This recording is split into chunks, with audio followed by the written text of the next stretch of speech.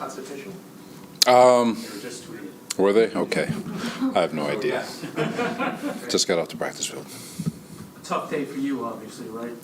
Tough 48 hours since the end of the the press conference I had when I'd mentioned how hard these next couple of days were. They're miserable because there's some that will never play again, and then there was a lot that that they deserve to be on a 53-man roster. But knock on wood, to the credit that to Joe and his staff and this roster that's been built, we've got a pretty cool 53, and really excited to see what happens in the next 24 hours and the opportunities that some of these guys get. In terms of the quality of guys that you had to cut, did you feel like this was a step up from the roster last year? Like, did you feel like there were some hard decisions to make this year? Yeah, and it's going to be harder next year, and it's going to be harder and harder every single year. There were a lot of good fighting. Let's make sure you guys don't turn this into there's no divide. A lot of lobbying, a lot of tapes being made, a lot of discussions. That's why I love Joe. He's open for all those discussions. Him and his staff, our staff, and from coaching side, just so many transparent conversations, and feel like we did what's best for the organization. Robert, can you talk about the safety position a little bit? The first two guys were kind of obvious, but Pinnock and Parks both had good camps, and then Adams a little bit of a surprise. Yeah, our big credit to TA, undrafted. Just did a really good job every single day. Just found ways to get better and better, and he's got a bright future ahead of him. Would have been sick if we would have lost him. And just credit to Ash and just their overall body of work. When you include OTAs, training camp, their game time, what they did in the game and practice, special teams had a big part of it also. Really happy with that group that we've got. Obviously, Denzel is still here. Is there still a possibility of trade, or where's he cemented in? No, that's from my standpoint. I stand true to what I told you guys before. I've never tried to be as transparent as I can. He's on this roster. He's one of our our top six receivers, and everything else is for Joe. I know they're all tough, but was Pinnock a tough choice? I mean, he had been playing. It's very hard because he's got a lot of talent.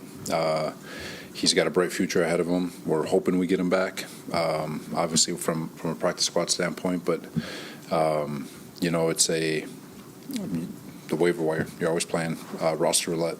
So. Do you plan on making some additions via the waiver wire in the next couple of days? You're always going to look. We're really excited about the guys we have, but if there's opportunities to make the roster better, I'm sure Joe will do that. Zonovan Knight, undrafted free agent. Just talk about how rare that is, just to make a 53-man roster when you go undrafted like that. It's hard. It's hard to make it as an undrafted free agent. That's why TA and him. Really cool to see those two seize their opportunity and make the most of it.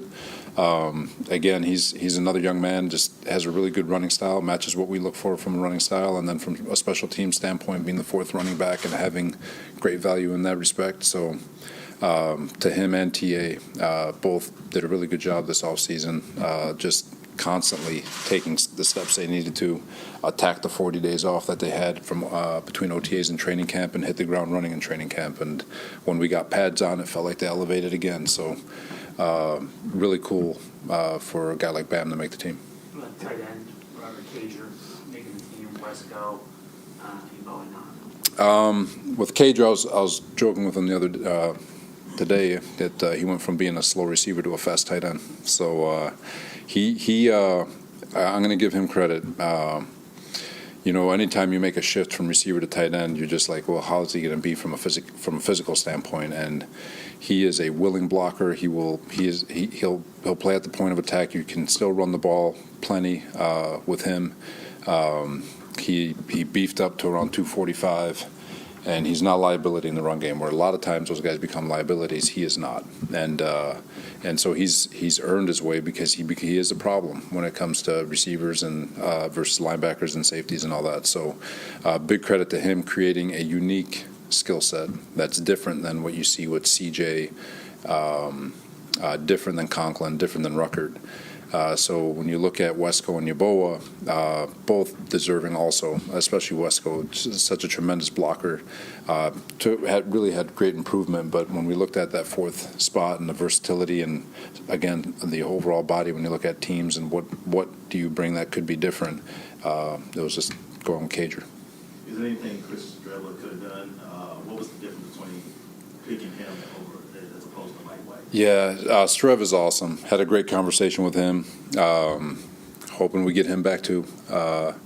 But there's it's overall body of work too, and he definitely performed. I don't want to take that away from him. But when you look at Mike White from a year ago, OTAs, training camp, he had 2 rough games, but he had a really nice game against the Giants. Mike has just an overall body of work, really understands exactly what we're trying to get done. And so from that standpoint, what was great about everything was just watching Strebler, who had really just, Rich asked the question way back, is he just a camp arm? And I talked to Strev yesterday. That's what it starts out as, and then you just let a guy go, and it's up to him to seize an opportunity and make the best of his opportunity. And really cool to see what he did. So I have a question about a quarterback who did not get cut with Zach. What's the anticipation? I don't think he's in trouble, but do you anticipate him practicing? Again, as soon as he feels like he's ready to go, there's no timeline. It's well documented. We saw him on the bike. He's walking around. He was out at practice today. He's taking in all the information. He's at walkthrough. He's in every meeting. So as soon as he gets cleared by the docs and he feels good, he'll be out there. So there's really no timeline, Do you Rich. expect Joe to be a week 1 starter? If Zach's not ready by week 1, we got a lot to say over the next week. Then yeah, Joe will be the starter. Is there a certain amount of practice time that you would feel comfortable Zach Wilson needing to have before you play again? You'd like him to practice that week. He did it last year. I know he had a couple of scout team weeks, but they were limited in nature. But he'll be fine with 1 week of practice. To go more on Denzel, I know you're deferring to Joe on the trade stuff, but you've used the quote before from Mike Tomlin, right? We want volunteers, not hostages. Kind of feels like he's a hostage right now. No. You disagree with that? Depends. And that's a really good question and a good observation there, guys. As it pertains to Denzel, I have a lot of respect for Denzel. And it's different when they don't want to be here because they hate it here. Fine, take a hike, right? I'm more than happy to open up the door. Denzel is a tremendously respectful young man, and I think he genuinely loves his teammates. He loves the Jets organization. Is he frustrated? Is he frustrated with all of us? Sure, I'm sure he is. He wants to play, and so for that, I don't think he's a hostage. And so for that, it's a lot easier to kick somebody out of the door if they want to trade if they're jerks, and that's not Denzel. He's a good young man, and I love the way he approaches everything. Even with this, the way he's come about it, very professional. Comes to meetings, practice, and does all of it. So, I guess I just don't view him as a hostage.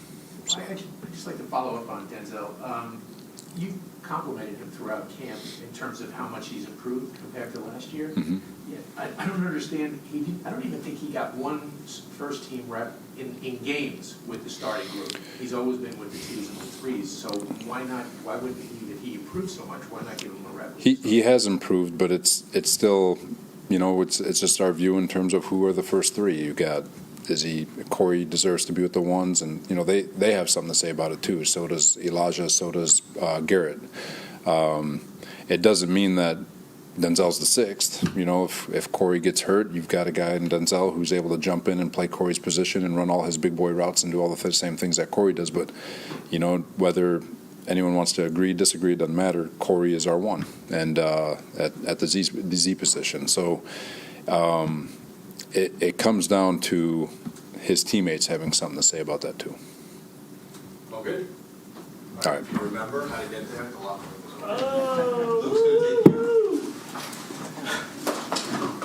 Thanks, guys. Thank you.